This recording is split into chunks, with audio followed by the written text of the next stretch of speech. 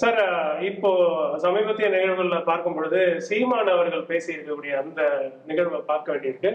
சீமான் சொல்லியிருக்காரு, துணை முதல்வர் பதவி கொடுக்குறோம், அதிமுக கூட்டணிக்கு வாங்க அப்படின்னு சொல்லி தாவைக்கால இருக்கக்கூடிய திரு ஆதவ அர்ஜுனா அவர்கள் ஏற்கனவே அழைத்ததாக சொல்லியிருக்காரு.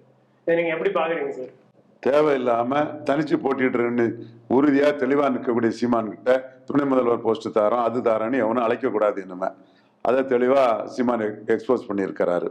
அதை ஒரிஜினா ஒரு பொய்ய சொல்லும் போது நீங்களே எடப்பாடிக்கு ஏஜென்ட் ஆட்டு செயல்பட்டீங்க, எடப்பாடிக்கு ஏஜென்ட் ஆட்டு என்கிட்ட வந்து பேசுனீங்கிறத தான் சீமான் சொல்றாரு.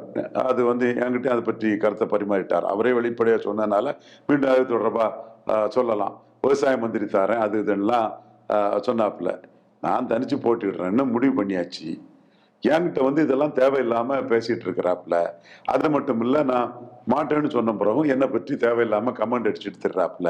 இப்போ இந்த எடப்பாடியை பற்றி கமெண்ட் அடிச்சார்ல, இதே மாதிரி அடிச்சுட்டு திடுறாப்புலங்கிற இதெல்லாம் தெரிஞ்சனாலதான் நீ இவ்வளவுதான்னு பதில் சொல்ல முடியாத அளவுக்கு எக்ஸ்போஸ் பண்ணி தள்ளிட்டாப்புல.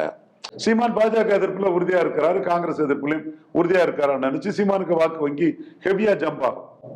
சோ சீமான் இதெல்லாம் உணர்றாரு. அதை வச்சுன்னா அவருக்கு சபரிசம் மேல உள்ள வன்மம், உதயநிதி மேல வன்மத்துக்கு வளர்ந்து 2031 சிஎம் ஆகும் நினைக்கக்கூடிய சீமானா அதுக்கு மயங்குவாரு.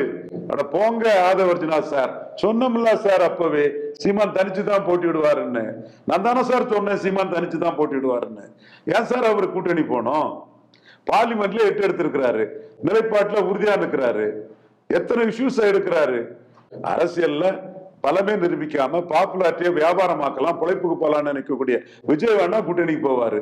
அதை வச்சுனா உங்க விஜய் வேணா கூட்டணி போவார், சீமான் எங்க கூட்டணி போக போறாரு? அப்போ அதை வச்சுனா இந்த மாதிரி விஷயங்களை பண்றாருங்கிறத சீமான் எக்ஸ்பிரஸ் பண்ணிட்டாரு. பட் அவரு அந்த அபயமணி பேசின தவிர்க்கப்பட்டது. நானே தெரியாம வந்தாலும் அது தப்பு, அது நான் எனக்கு அப்படிப்பட்ட வழக்கம் கிடையாது, தெரியாம வந்துட்டு அப்படின்னு சொல்றாரு. அதுக்கு தம்பி ஆதவர்ஜுனாவை நான் பாராட்டுறேன்.